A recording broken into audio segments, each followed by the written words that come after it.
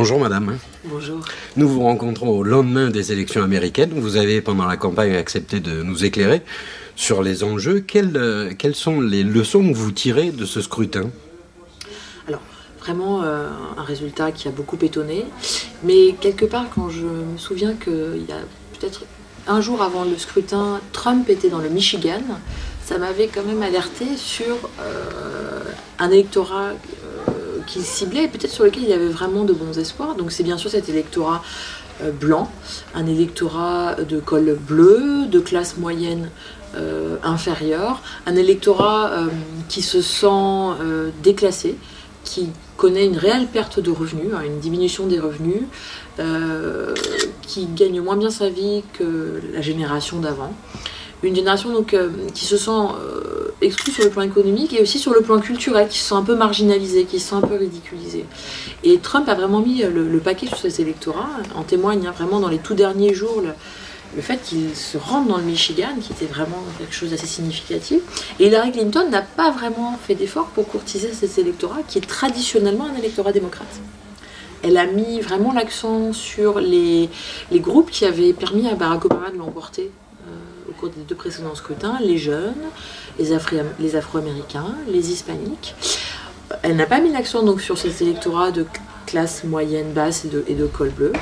Or, les Hispaniques, les jeunes et les Afro-Américains se sont beaucoup moins mobilisés pour elle, même si dans leur grande majorité ils ont voté pour elle, mais ils l'ont fait dans une moindre mesure que ce qu'ils avaient fait pour Barack Obama. Et ça explique en grande partie cette défaite. Quelles sont les perspectives de ce vote-là ? Est-ce qu'on peut croire qu'il aura les coups des franches ? Donald Trump, s'il aurait les coups des franches. Alors, il a un congrès républicain derrière lui. Donc ça, c'est quand même un facteur plutôt favorable. Mais avec de grosses différences à l'intérieur des républicains.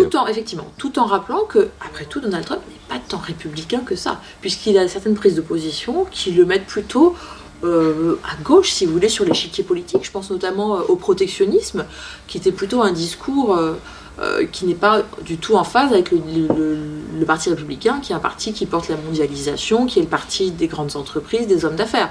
Donc, les coups des franches, dans une certaine mesure, mais à voir si vraiment il sera au diapason de son congrès, parce que c'est un congrès qui est républicain assez radical. Et d'autre part, Obama a peut-être pris des positions assez radicales sur l'immigration, mais dès l'élection, on a pu constater qu'il mettait de l'eau dans son vin, si je puis dire, notamment lors de l'entretien qu'il a accordé à la chaîne CBS, où il a dit qu'il était finalement plus question d'expulser les 11 millions d'immigrés clandestins, mais peut-être 2 ou 3 ou 4. Donc voilà, une semaine après le résultat du scrutin, déjà, il changeait un petit peu la tonalité de son discours. Pour autant, il y a des sujets de fond, comme par exemple le droit à l'avortement, ou les clandestins. Pensez-vous qu'il ait aujourd'hui les moyens de mettre en application son programme ? Alors, pour ce qui est de l'avortement, il y a une arme très puissante qui est donc à la portée de chaque président, c'est-à-dire les nominations à la Cour suprême. Les nominations à la Cour suprême sont donc la prérogative du président des États-Unis et elles doivent faire l'objet d'une validation par le Sénat, mais dans la mesure où il y a un Sénat républicain, il y a des chances que ces choix, dans la mesure où ils sont conformes aux attentes des républicains, soient validés.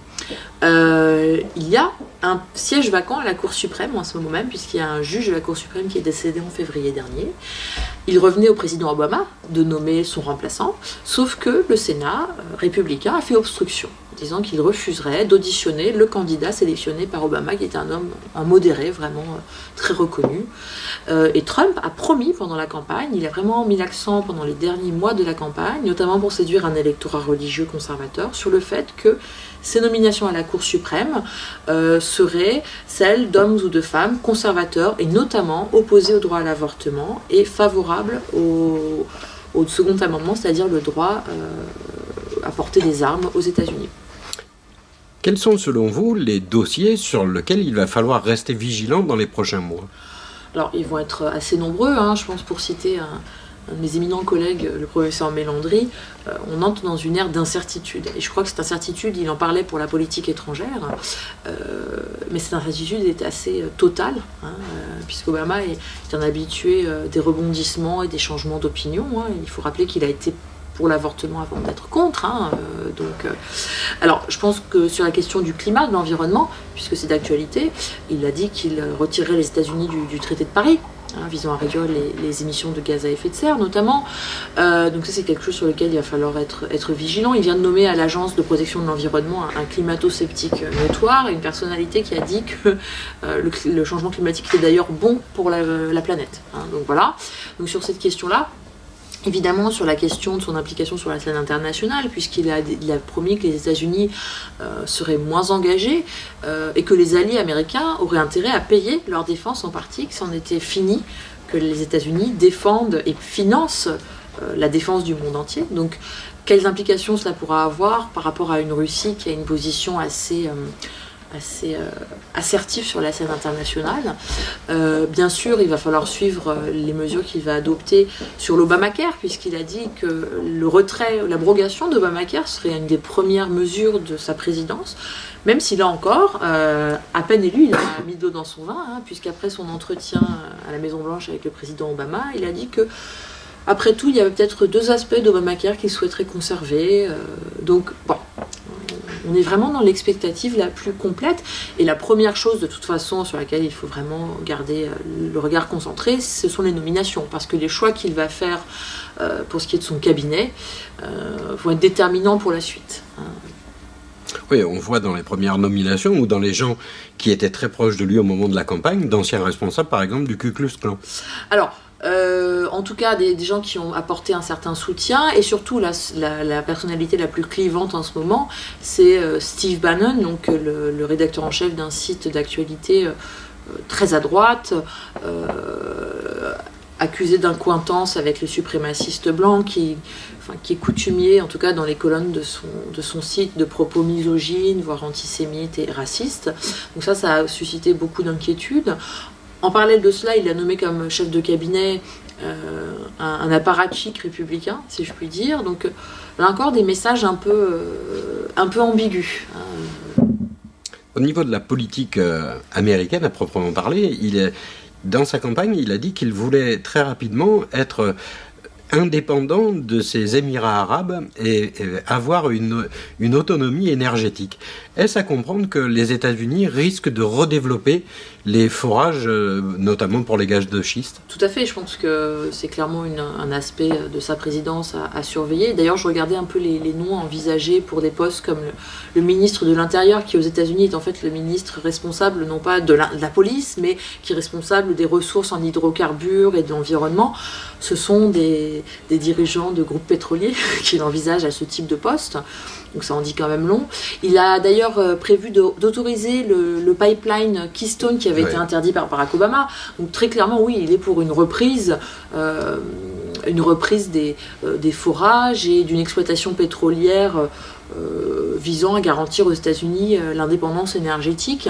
Le nom d'ailleurs de Sarah Palin avait été aussi évoqué pour ce poste. Sarah Palin qui avait dit drill baby drill, allez-y forons à tout va. N'en déplaise aux défenseurs de l'environnement, ça c'est évident. Vous pensez qu'il y a un souci à se faire pour nous Européens?